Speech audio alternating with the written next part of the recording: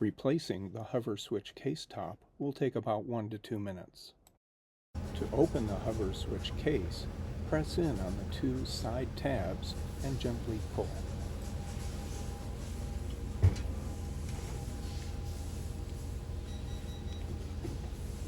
Slide the cable out of the case top.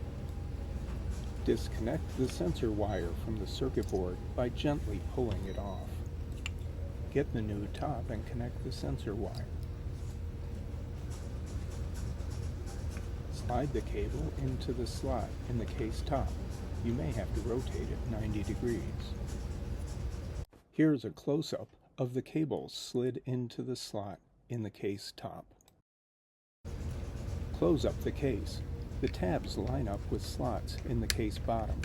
One tab goes right by the cylindrical black buzzer. The replacement is complete.